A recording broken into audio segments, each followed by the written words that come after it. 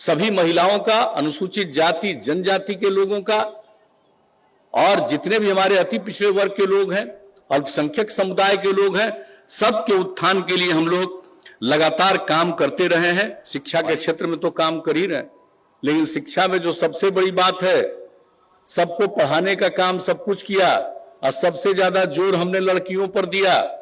अब स्थिति क्या हो गई, मैट्रिक में अब लड़का लड़की बराबर हो गया करीब करीब, और कितनी कम लड़कियां पढ़ती थी, अब ये स्थिति आ गई।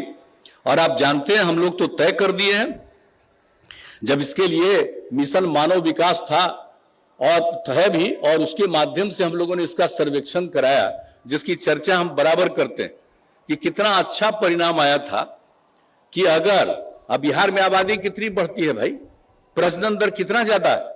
जब 2005 में हम लोग आए थे तो 4.3 कितना प्रजनन दर, तब लड़कियों को पढ़ाना शुरू किया, वो घटा और 13 में तो आकर के करीब 4 हो गया था प्रजनन दर। लेकिन जब उस समय ये पूरी जानकारी मिली कि अगर लड़की पति पत्नी में पत्नी अगर मैट्रिक पास है तो देश भर में प्रजनन दर 2, और बिहार में भी उस परिवार का प्रजनन दर 2, और अगर इंटर पास है पत्नी तो देश का प्रजनन दर था 1.7 और बिहार में निकला 1.6।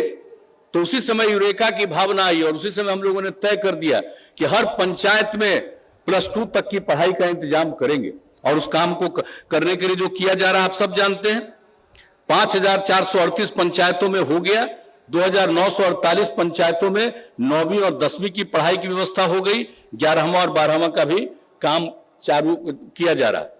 तो इस प्रकार से ये जो लड़कियां पढ़ लेंगी अगर इंटर तक, तो ऐसे ही प्रजनन दर नीचे चला जाएगा। इस तरह से जो आबादी इतनी बढ़ती है बिहार में, प्रजनन दर ज्यादा हुआ अपने आप और नियंत्रित हो जाएगा, बिहार के हित में होगा। इसलिए हम लोग पहले से इस काम के लिए कर रहे हैं। और आप लोगों को ये जान करके खुशी होगी कि जो काम हम लोगों ने शुरू किया 13 के बाद से, अब आकर के प्रजनन दर 3 पर पहुंच गया है। अब आप समझ लीजिए कि यही काम आगे बढ़ेगा तो कुछ सालों में निश्चित रूप से ये प्रजनन दर 2 पर पहुंच जाएगा। तो हम लोग इस काम को कर रहे हैं ताकि सब तरह की सुविधा लोगों को हो।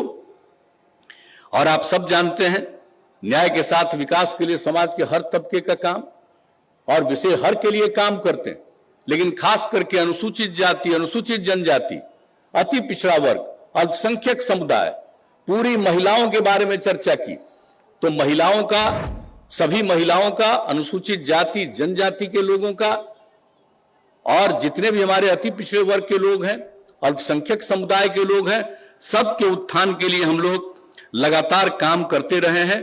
और एक बात तो आप जान ही रहे हैं कि अनुसूचित जाति जनजाति और अति पिछड़ा वर्ग का बीपीएससी और यूपीएससी में अगर वो पहला परीक्षा पास कर गया और अंतिम परीक्षा में उसको जाना है तो उसकी तैयारी के लिए उसको पूरा मदद किया जाता है। इन लोगों को, चाहे अनुसूचित जाति जनजाति और अति पिछड़े वर्ग के लड़के हो या लड़की हो, उनको ये सुविधा दी जाती है। अगर वो बीपीएससी का पास किए हैं पहला चरण और अगला में उनको अंतिम में जाना है तो 50,000 रुपया, और कोई यूपीएससी का पहला पास किया और उसको दूसरे चरण अंतिम चरण में जाना, उसको 1 लाख रुपया का मदद। तो कितने लोग इसका लाभ ले रहे हैं? सब लोग ले रहे हैं। और इसके बाद आप जानते हैं परिवहन की योजनाओं को चला करके भी किस तरह से लोगों को हम लोगों ने मदद किया। हर जगह, हर पंचायत में अनुसूचित जाति जनजाति के 4, अति पिछड़े वर्ग के 3 लोगों को 1 लाख रुपए तक की मदद, ताकि वो इसको खरीद करें और इसके परिवहन के काम को आगे बढ़ाएं, वाहन की खरीद करें।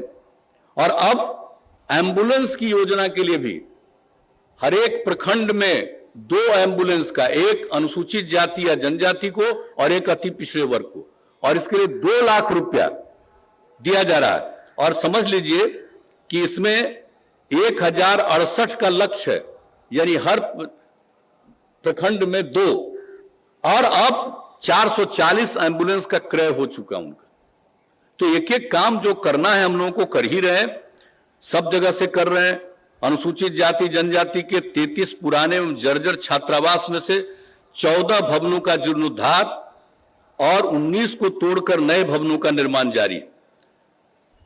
40 नए छात्रावास का निर्माण कार्य प्रगति पर है। तो एक एक काम कर रहे हैं। अल्पसंख्यकों के लिए कितना काम किया। एक एक बात को याद रखना चाहिए कि हम लोगों की सरकार को जब से राज्य ने मौका दिया है, सबके लिए कितना काम करते हैं।